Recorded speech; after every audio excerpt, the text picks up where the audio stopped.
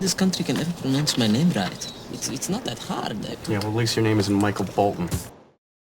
Hello again, ladies and gentlemen. We are here with Manooj Manoharan. You can correct me on that, sir, if you would prefer. Just go ahead, no problem. Okay. So this is, you are located in Chennai, India. Yeah. And that's where the headquarters of BOT VFX, which I can see right here, which is this very scary looking building. It looks very, very, I don't know, corporate. I don't know, it's just kind of... I tried to do street view, but I don't think they have street views for Google Maps for Chennai, but it seems like a beautiful city. So if you don't mind, if you'd like, why don't I just have you introduce yourself and just give a little background as far as your history and where you're working right now. Hey, hi guys, I'm Manooj Manoharan. I'm from India. So I'm born and brought up in Kerala. This is one more city in India, which is far from Chennai. I just came to Chennai for searching jobs actually. I completed my diploma and degree in animation and visual effects from ICAT University. That, yeah, we can see the website here. So I completed my degree and I just came to Chennai for searching VFX jobs or related, 3D jobs also. At that time I was searching because I was really passionate in animation and 3D stuff. And when I came here at that time, it's 2011. At that time, the 3D environment, the job recruitment and all in India, it was so much less. And in some institutions or in some production houses, they are like, we have to pay them and we have to join in that that production house and we have to work for them. So that the salary things and all was not there that time. Then I joined in Oyster VFX, one small company which do stereo works, stereo roto for Hollywood movies. I worked in Harry Potter, Underworld, and some more movies. Then in 2011 itself, I just joined BOT VFX. BOT VFX is a company situated in Chennai. It is a production house which deals with the work of roto, paint as well as match move. I just joined as a roto artist, mainly working for studio movies. At that time, more often in India, more studio works will be coming, and the visual effects roto or visual effects works will be so much less. But in BOT VFX, after working for 1 year, slowly we were getting visual effects roto or VFX paint as well as match move. So my growth started from there as a roto artist. Then I became a senior roto artist. After that, I moved into roto trainer for a couple of months actually, because I was not interested that much in training. As a VFX trainer, because I have to learn a lot. Then only I can become. I believe in that. Okay, so I just worked as a VFX trainer. Roto trainer for 5 months. And when I got an opportunity to move into paint department, I just moved into paint because I was so passionate to do paint works, and finally I want to do compositing. So the stepping stone, I thought like paint work and paint and prep will be a good option. So I changed into paint and prep, and I worked almost 2.5 years in paint and prep, that in BOT only. So after that, I got an opportunity again, considering my performance and considering my deliveries. So I was moved into digital compositing. Now I am working as a digital compositor in BOT VFX for the past 1 year. So these all are my experiences in visual effects, and I'm working in visual effects for the past 10 years, almost 10 years. So this is my experience. And even in 2016, I think I started my YouTube channel. This YouTube channel is specially for the people, the artist who wants to achieve the output more easily and more precisely. So when I was working, I was thinking there are lots of tips and tricks in visual effects which the person who sits next to me also not able to do the work more easily, which with the steps which I am following. So I just thought of making some tutorials, like helping other artists, my fellow artists, to achieve the things. To achieve the results more precise in fewer times. So then I started my YouTube channel. Slowly, I just did some tutorials, some small tips. Then I consider, okay, YouTubing is a real good thing, that I can help my fellow artists, even I can earn something, even I can create a name of create a name in my profession. So this is my channel actually. So I made a lot of tutorials. My tutorials which I posted first was little amateur. Then I learned how the tricks and tips to edit the videos, to make thumbnails. There are a lot of options. A lot of things which we have to learn in YouTube. And slowly, I made a lot of a series like inspirational sessions to make artists motivate themselves and to be best in their career. So that's it. That's it about me actually. Yeah, I have to say, man, I didn't get a really good chance. I want to, when I get some time, obviously, I want to jump right into this, just to get into. I think internationally, it's one of the greatest resources, because we just got, like I said, we just had an interview with Tony Lyons, and one of the things that he brought up, and every time we talk to somebody in the industry, regardless of where they are around the world, we learn something ridiculously new and insightful. And one of the things that Tony brought up was the fact that it's sad that we're seeing a lot of these, at least over here in the West, like go straight into compositing, and there's no getting started in paint and roto. And that's the foundation that will bite you in the rear end if you don't have that to move up to the position of compositing. And he said, until you get bored with paint and you get bored with cleanup and roto and all that, that's when you're legitimately good to go to become a compositor. Or at least you've earned your rights, and you best know that stuff. And again, I just look at your history. It took you a while, it seems, to really hone all that, and then finally move up to compositing, where you're at. So you're now an official compositor, as opposed to a paint artist. But you have enough history, and these tutorials are like amazing in regards to the just simple, basic stuff. Some of it's more complex than ever. But I don't see this anywhere, even internationally. I don't see any of this sort of stuff covered. You also cover Silhouette, which is a very, very, very important program in regards to the roto. And my personal experience with India was working at what is now Carbon VFX, and we outsourced all of our tracking and all of our roto work, and we also they actually had to do digital double animation to match up. It might have been BOT VFX, I'm pretty sure it was. And it wasn't until I got the assets back that I realized how precise and how really, really good artists, artistry that is from India. Some of the ignorance of the West is, we're like, and this is not some sort of cultural clash. It's just an insecurity that comes with where we're at. Like, oh, we got they got these places around the world that are going to take away our jobs and all this. You have this sort of biased because you're concerned about job security. There is no cultural barrier or difference between artistry. Artistry is everywhere. A lot of people would say you guys are more technical. I disagree. I think it's just a matter of you guys having the infrastructure to fully spread your wings. So there's a struggle everywhere internationally with this issue, not just wherever you think. What's your opinion about all that? I'm just curious. Yeah, actually, coming to the first point which you mentioned, like actually, if I want to become a compositor, the compositing is a task which consists of a lot of work actually. And I believe that roto and paint is the basics of a compositing work, as some other techniques also needed, which is like we can learn that. But this roto and paint is the basic things. Paint prep is almost like basic compositing. So if we know the paint prep techniques very well, we can easily perform compositing. Only the thing we need to learn is like color workflows, the projection workflows, and some more detailed techniques in Nuke.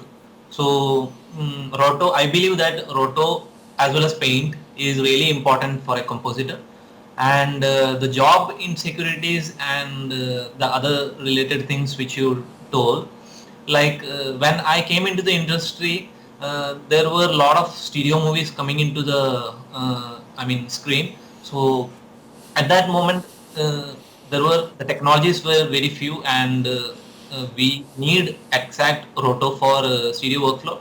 So for a movie, there will be like hours of works needed in the roto section itself. I'm just keeping roto separately and paint separately. In paint also we need a lot of works. So those, that much manual work was, it was not getting in Hollywood that time. So they came up to the main countries with a lot of population, that is China as well as India. So in India currently we have 1.2 billion population. I saw an article from Foundry itself in the previous week, like they are mentioning India as the next boom in visual effects because of the youth, the age under 20. There are around more, I mean, 20, 20 crores of people in the age between 17 to 25. So this, considering this fact, like there will be a boom in visual effects industry market, mainly in Asia. So if we consider the Asia, now currently India and China are doing the major part of work in visual effects. So Hollywood movies needs their own quality. Only the quality difference is there in Indian film market and China. So if we perform very well and if we show our our qualities, I believe that more works will come to India in compositing too, and that will definitely, I believe that it will definitely can cause insecurities all around the world, the Western countries. The question I have for you is, from what I understand, and I'm sure India has been in this industry for a very long time, but like I said, the same issues we're having in Chicago in the United States is we are having the need for VFX veterans, so to speak, to come into our area and train up our locals. And that's happening right now. So my question for you is, are you seeing a migration or at least a training up from an international veteran audience coming into India to train up, or is it pretty much just everyone basically locally working and training up their own to get them to a level that will have them at a level that will be pretty much on par or if not better than the industry that we have right now in regards to competition with the artistry, not just technical, but the artistry itself? Yeah, actually, from my point of view, like I didn't saw any, the personalities from Hollywood, from states or some other countries to come India and train people. Most of the training is done in the Indian studios with the Indian VFX people. So I don't know actually in MPC and all, if someone comes from other countries to train the people and all. I believe that in India, training is done by our people, the Indians, and most of the knowledge they are getting from the work environment they works, because they follow the VFX pipeline from the international studios. So working there for almost 8 years makes an artist good to train others as well. Like that, the industry is moving on right now. Gotcha. Again, I'm not trying to sound like an ignorant American here. I'm just trying to get a feel for where everything's moving and so forth, because there are times, there's stuff that I'm learning from. For instance, we interviewed someone from Germany, and it was like hearing about like, oh, by the way, everybody here speaks English, and I'm like, what? So there's a lot of stuff I'm trying to put and show to the international audience, like, this is what's really going on in the industry, and you're going to be the one to basically allow us to know, because I have no clue what's going on. But anyway, Just again, I commend you for your website, man. It's great, and I recommend everybody definitely check it out on YouTube. It is Madlookz VFX.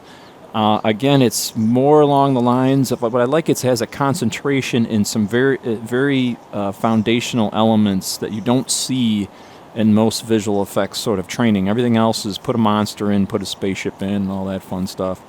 But yours is specifically paint work, the basics that might seem mundane but are the most important and, again, most foundational. So, again, thank you for that. I appreciate it. I will definitely put some links up for it. Your experience at BOT VFX, like, for instance, you guys happen to work on one of my favorite movies, which is Blade Runner 2049. What do you guys specifically like for that as an example? What did you do on that movie when it came to the production of it? Yeah, actually, Blade Runner 2049, we were working as an outsourced unit for this movie actually. So there are some, clause like I cannot share the exact details of work which is coming to India. Into my studio. So basically, we did almost some complex shots in the cleanup, as well as some complex shots in roto. I believe that outsourced shots will be more of tougher shots, which needs more manual support. So the work which we did in Blade Runner 2049 is like more of cleanup works. Prep and paint as well as roto. Okay. Are you seeing a transition of your studio from paint, for instance, paint and roto towards actual physical compositing of the shots? Full-on artist control and working on those. Do you see that as a transition that's happening rather quickly in the productions, not just Blade Runner, but other films that are coming in? Yeah. Now, for the past 2 years, my company is pushing to get compositing works with paint and roto. So right now I am in compositing I'm working as a compositor in BOT VFX.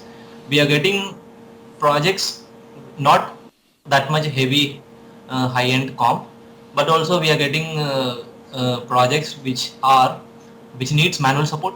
So we as a company, we do proto paint as well as match move tasks. So it is easy for us to work in a compositing need, as we have support from roto paint as well as match move. So for the past 2 years, I am seeing a growth in compositing in India. In my company. That's great. So I have just a couple questions here before we get into the questions from the people that have been watching on the YouTube channel. Yeah.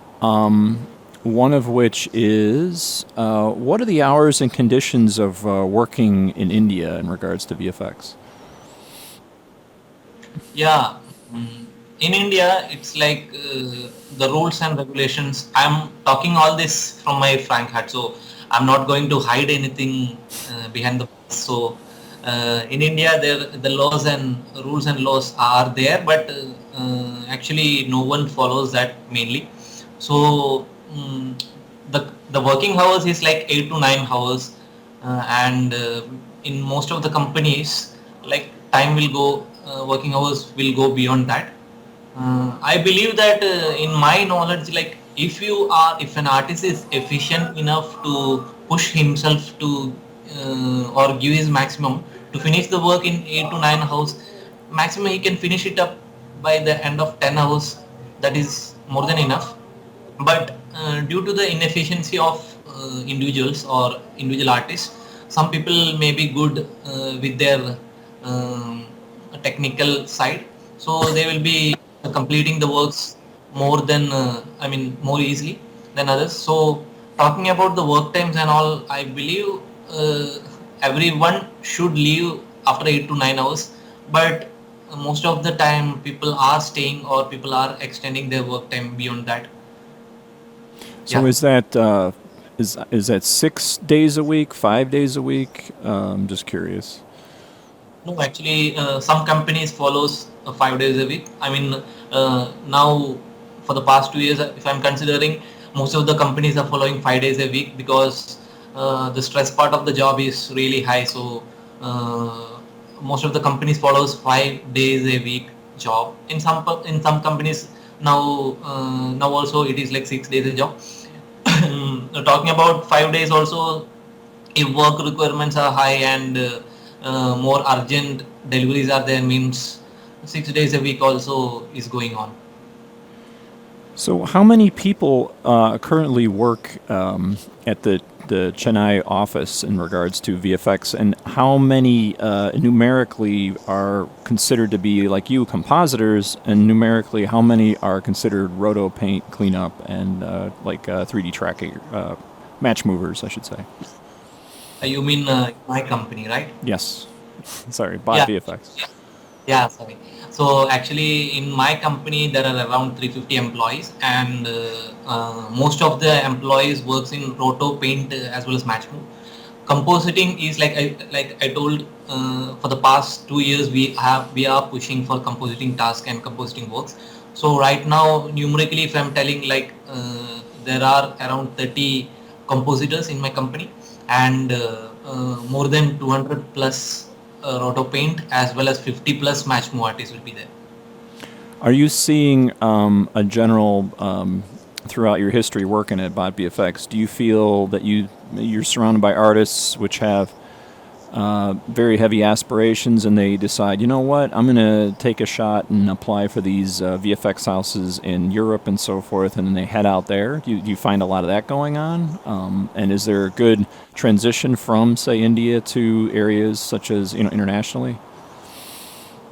Yeah, people are so much passionate, like that aspiration I saw in many of my fellow artists. Like the quality which we see in Hollywood is like the works which we see in Hollywood makes us really aspirant to the work which we do actually. So we are watching Hollywood movies very frequently, and definitely if we are getting a chance to provide work for such a good quality movie, we will be aspirant to uh, provide such a hard work that our passion should show in the screen. I believe that actually. How many years, months, so to speak, do you see a transition from roto paint artist to actual compositor? Like, how long does it take to work your way up the chain, so to speak? Say at BOT VFX. Yeah, it depends actually. It depends on the company environment and the work environment.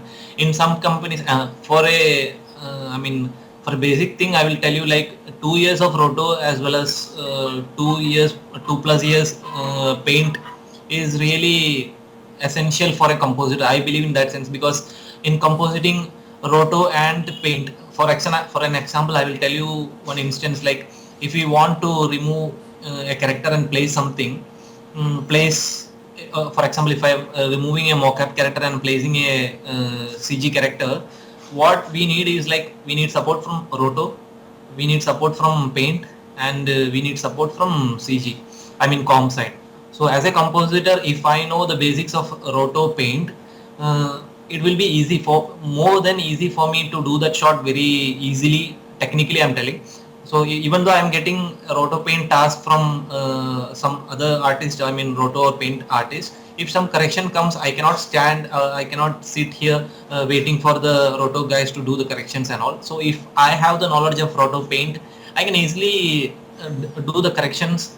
And if I have more knowledge about these things and all, and it's makes my workflow more easy and my stress level very much low actually. Gotcha. What So creates the stress level where you're at? I mean, obviously this is in all the studios, so everyone's probably looking at me going, "What are you talking about?" But I mean, what kind of like puts that stress level on the employees? Is it just the deadlines and so forth? Yeah, deadlines means it all depends on the knowledge of an artist actually. If I am efficient to do the work very efficiently, means the stress level will be low. And in some instances, like if you people are outsourcing a work to India, like you people will throw a deadline. This deadline is the final date of this delivery. So in some complications because of the bidding concerns or some misunderstanding. If the work needs more effort or more manpower, at that time, like the deadline will be minimal and the level of work will be huge.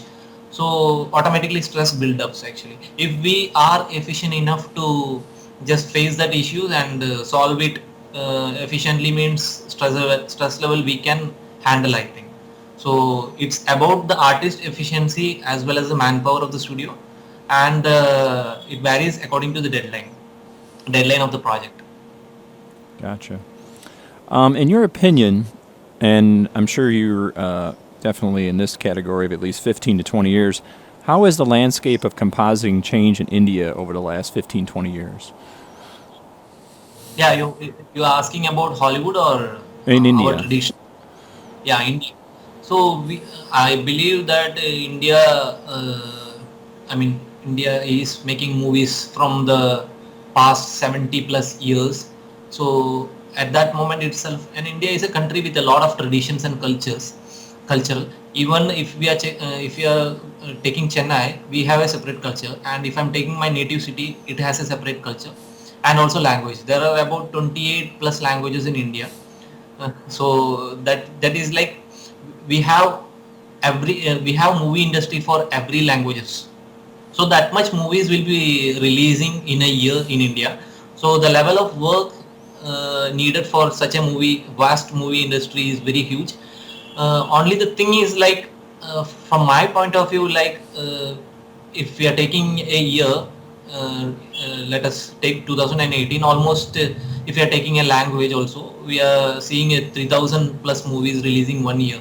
That's a huge amount. That's a Wow. huge amount. People won't see the quality; they will see the timeline actually. So in 3 months we have to release a movie, or in 1 year we have to release this movie. So the level of quality will not be that much problematic. Only the thing is that the deadline as well as the I mean, if we are seeing a movie, it should not be odd like this is a CG work, it should not be like that. So we should achieve a quality that people can't find mistakes, that's it. But in Hollywood I find out like we are working on pixel base, and that much quality is needed. I believe that that is the basis of an artist actually. If you work in that level, that is an art actually, to keep up the quality, and we should not work for money or the timeline basis things. So almost after I mean, if you're considering the past 20 years or something, Indian industry is surely booming actually. So if we watch some recent movies like Bahubali, some movies are there with lot of CG and a lot of compositing stuffs are there. Which cities are poised to rule as hubs for the future of VFX work in India? Is it pretty much? I'm assuming that Chennai is one of them. Yeah, Chennai is one of them surely, because right now most of the production houses like DNAG is there in Chennai, and some more companies I heard like planning to shift one office to Chennai also. So Chennai probably will be the one city which have a lot of VFX companies, as well as Bengaluru and Mumbai are also can be main hub of VFX in India. Gotcha. Situations can change actually, because if the cities and all becoming overpolluted and overpopulated, and also in such instances the companies can shift to some other places also. But right now Bangalore, Mumbai and Chennai are the main hubs of VFX in India.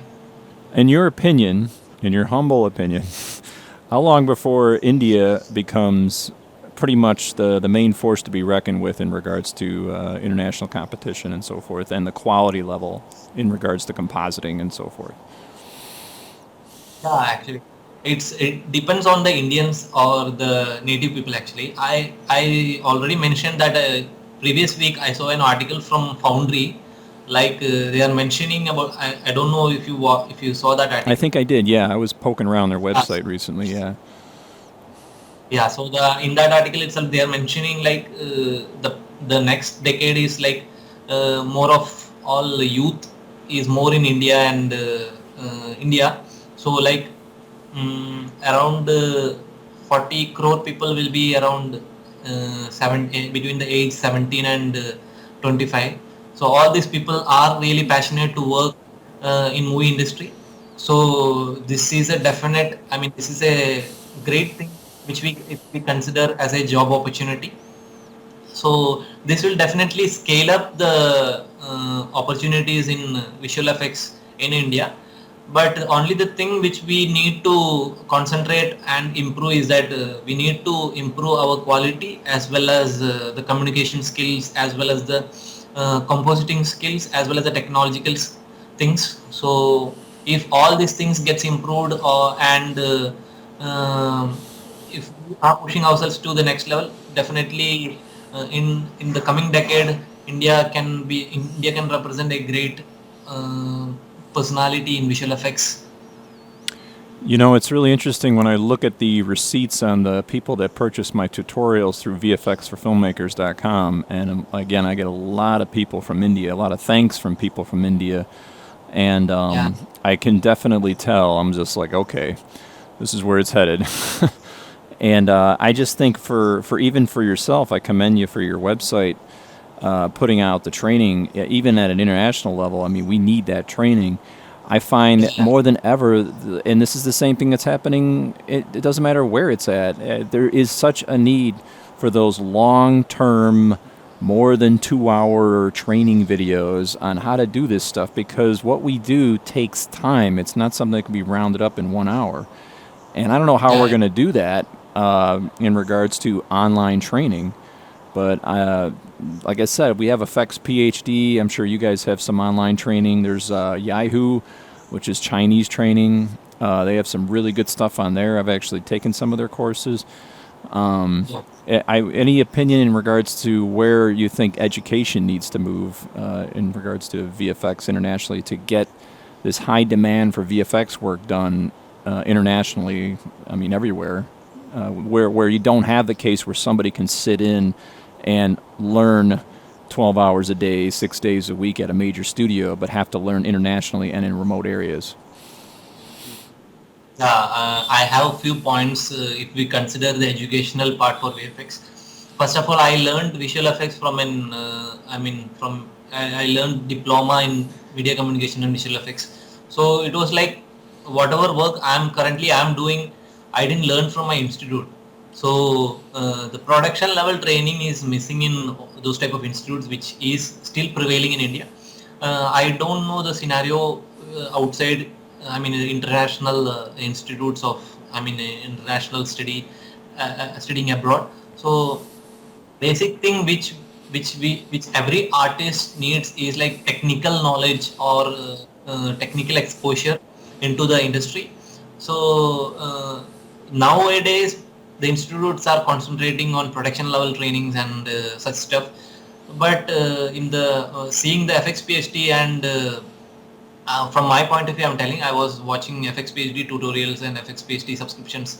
So from that level of training is really different from the institute training which we get normally in India. And at that moment only I got an idea like we should promote technical knowledge to the artist, not to the students also. Artists also needs some technical guidance. So at that moment I started my YouTube channel. So I believe that online streaming or online tutorial platform will be the future of every education. So in visual effects also it plays a major role, like anyone can study in their own house or own room, or they can learn according to their flexibility. So this is a great thing for online learning. Recently I saw before I used to follow VFXforFilmmakers YouTube channel, but recently you released a section of tutorials for cleanup things and all. I was really good. I felt really good learning your tips and tricks, and there were a lot to learn from your tutorials. So I believe next decade will be more often moving to online web streaming or online tutorials.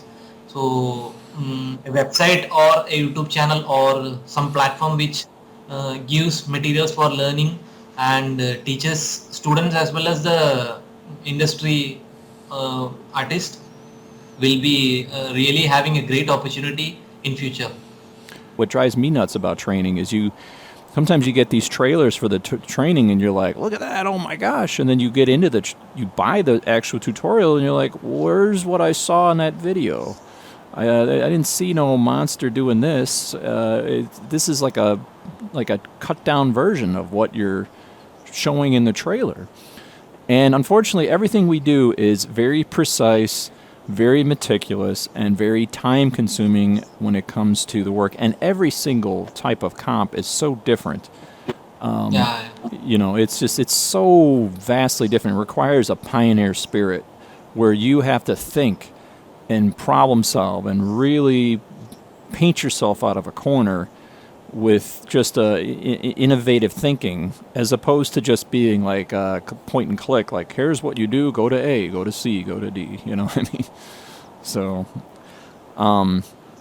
one last thing, we're gonna actually show your reel in a minute here. I'm kind of jumping around a little bit. Let me just this is one question I wanted to ask you. We were asking him his opinion of India being a competition, and he stated it's just not there yet. They're more culturally technical than artistic. That's why they allow to do a lot of outsourcing and tracking and roto. I personally, again, don't believe that artistry holds no cultural boundary. But is there something that's holding India back from becoming the next frontier of compositing VFX? And do you even agree with that statement?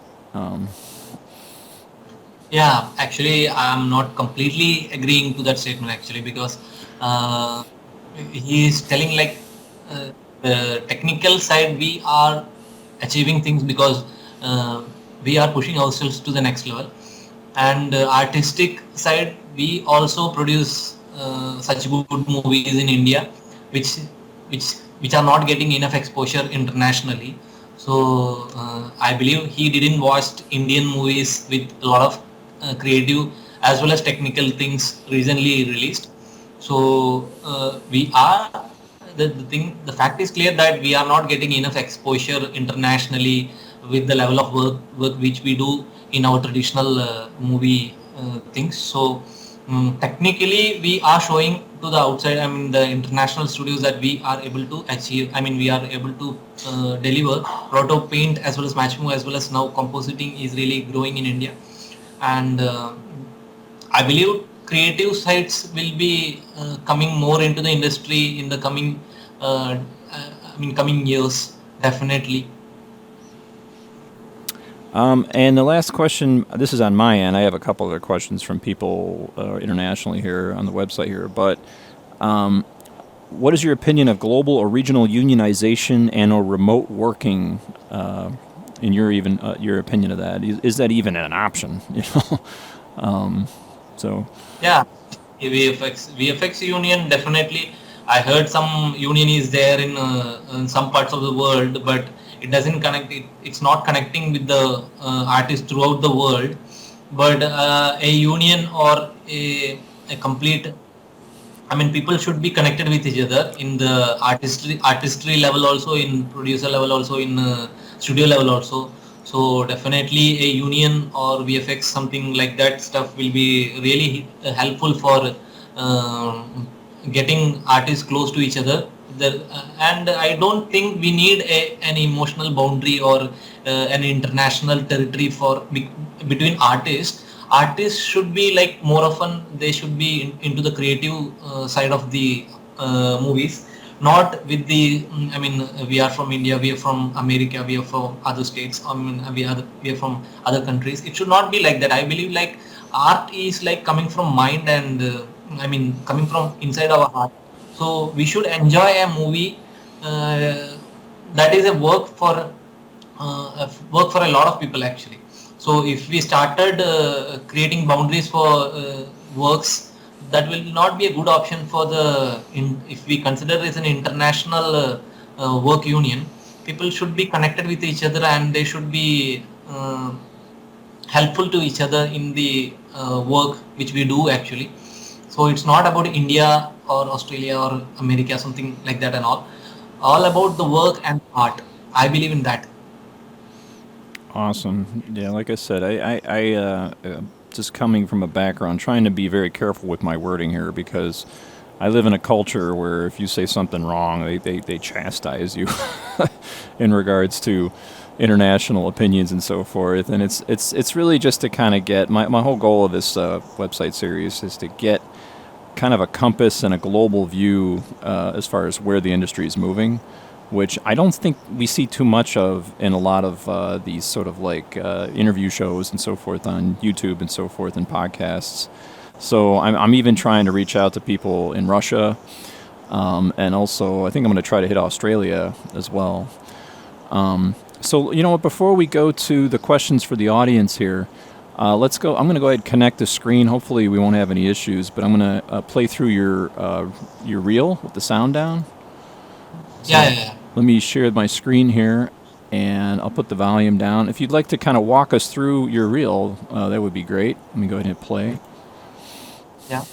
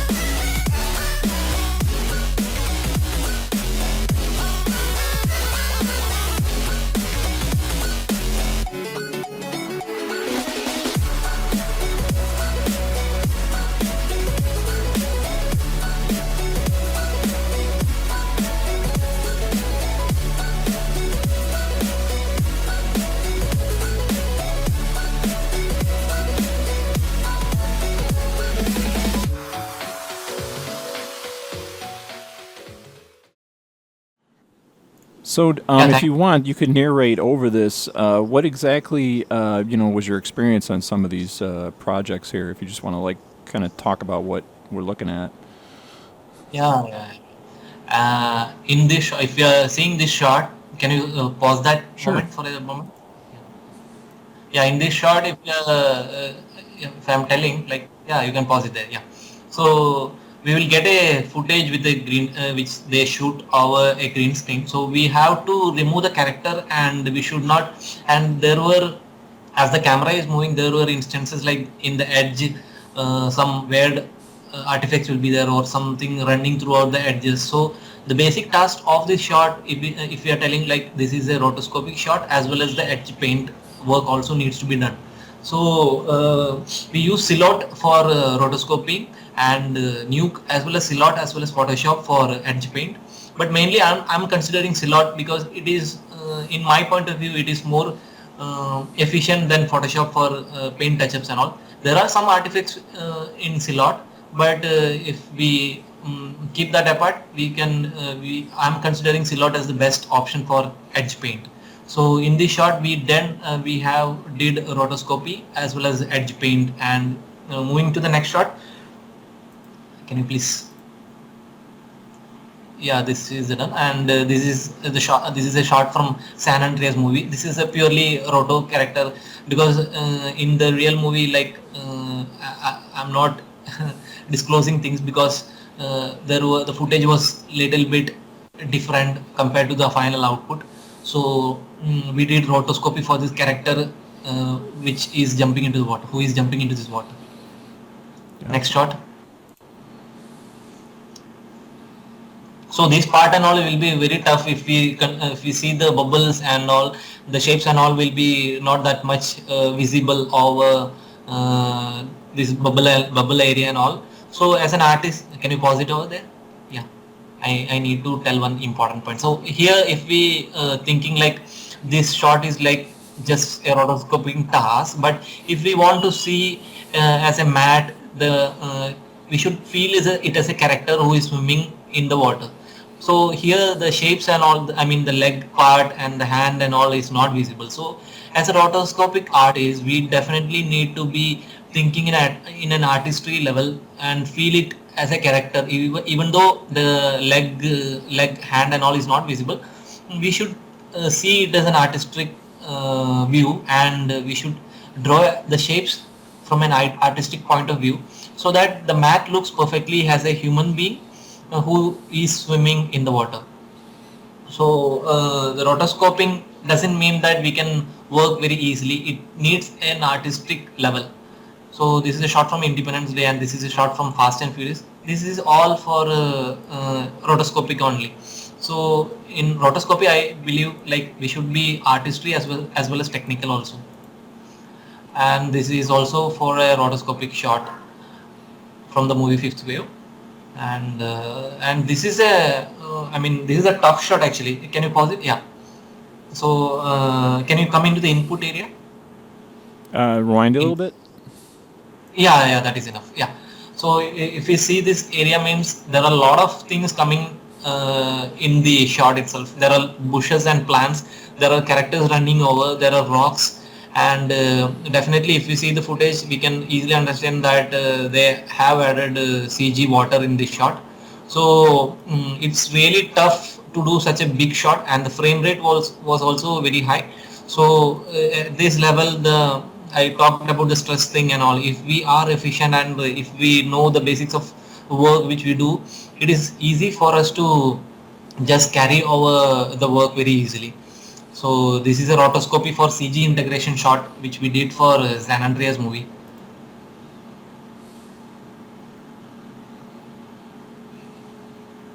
Yeah. And this is a shot from Doctor Strange. We did the roto of the character as well as the edge paint, because they are adding some effects in the BG. So we need to roto the character as well as do the edge paint, so that nothing should run on the edges if we do the roto and complete. So this is a work which we did in this shot. And this is a shot from San Andreas, and this is also a roto for BG replacement. So as I told, manual work in the roto. So this is a reel which I did almost 1 or 2 years back. So I'm planning to do a show reel with my compositing skills also. So soon you can watch that in my YouTube channel, and so that's it. Cool. Yeah. Well, let me just let me just stop sharing the screen here so we don't get any problems here. There we go. How much, if any, work do you do in regards to 2D, 3D conversion and depth maps? Is that even in your line of work over there, or is that just handled at a different studio? No, actually, we were working in studio projects like 2D to 3D conversion for the in 2011 and 2012. So after that, we just came into mainstream visual effects, roto paint and match move task. So after that, we were not working that much into studio, 2D to 3D conversion. Mostly as a company, BOT VFX, we are concentrating on roto paint and match move task in visual effects concern, not into studio and 3D sections. Okay. We got a question here from Aditya Kati. I'm tearing these names apart. I would like to ask about the compositing scene in India. This is a question a while back, and I just kind of kept them for you because I know I couldn't really have these specific to the different VFX studios that I was asking. But it says, what do you have to study to get a fresher job at compositing, such as MPC or DNEG? What skills and techniques and software should you learn? Yeah. So the point which I mentioned earlier, anywhere if you are working as a compositor, the experience in roto and paint will definitely help you in do the compositing works very easily. So right now DNEG, I heard like DNEG and MPC are providing training for junior compositing stuff. So if we are getting into junior compositing stuff also, we need definite training from roto and paint tasks. So just knowledge of roto and paint will not be good enough to become a good compositor. So if we have an experience in roto and paint, if we start as a roto artist and just move into paint or prep artist for 2 to 3 years minimum, that experience will definitely count when we become a compositor, and the level of output and level of efficiency we can produce by a compositor will be far more greater than the person who just joined as a junior compositor and becoming compositor. So in India, MPC and DNAG, I heard like they are giving training for 2 or 3 months training for junior, compositing learning. Yeah. This is from JB Bartz, and it's like a while back, but he had in brackets for specifically BOT VFX, because I did mention that you guys would eventually get interviewed. He says, being predominantly an outsourced company, what is it like to work there as an individual artist? Do you often feel like a robot, as the company name suggests, with little value, simply part of a never-ending conveyor belt, or is that a bad misconception? And also, what are some things a mid-senior VFX artist can and needs to be able to do to progress to a lead supervisor role? Yeah, actually, I don't know how they kept the bot VFX and all. I believe that whatever the client needs, we give the accurate results to that. That's what I think the bot represents here. It doesn't represent the artist who work in the company. And when I speak about bot VFX, it is a company which value the work which is done by an artist, and there are a lot of training sessions happening in BOT VFX, not related to technical, as there are training sessions related to artistic talents like painting, and there are a lot of things. There are a lot of trainings happening in BOT VFX, and also when we speak about the work aspects and work culture and all, I believe if we are efficient to work in the given time flow, in the given timeline, we can achieve the results in the 8 to 9 hours or maximum 10 hours of work. And the work environment in bot is not as the person who commented things actually works in a good environment with good work culture as well as good entertainment value as well. So I believe this will continue in the future ahead also, so that that person who commented can see the result. Cool. The last question I have, because I've actually, and for anybody out there that's listening, I'm running out of questions. So please, I have the links at the bottom. I know I got some people post some new stuff, but please, if you have any questions for future guests, both Tech Talk, if you'd like to have your reel torn into, or if you would like to just have general questions. But we do have a Tech Talk question here, and it's matching color from shot to shot. How do you make sure each shot's color matches from artist to artist? Sorry, I didn't get you. The question is, matching color from shot to shot, how do you make sure each shot's color matches from artist to artist? In compositing, you are asking? Yes. Yeah, actually, if we set a pipeline, like if we are taking a project, we will set a pipeline like this is the LUT which we are doing on this project, and after finishing the shot, definitely we will QZ with the continuity. So we will make sure that the workflow and the continuity will be there between the shots, and also as an artist level, the compositors will be in one work unit. Like we will communicate each other in the work aspect as well as the technical and creative thing also. So I believe artists should be in the same line when we are starting on a new project, and there should be specific pipeline set up for every project. I am going to close up shop for tonight, being very late here, and I'm also losing an hour. I got to get up early, but thank you so much for being part of the, actual feedback internationally here. I definitely recommend everybody run out to Madlookz VFX on YouTube and subscribe. I know your channel's growing immensely, and I've heard some great things about it, and there's so much on here. It's absolutely amazing. And again, the silhouette, nobody covers silhouette, folks, so definitely jump into that.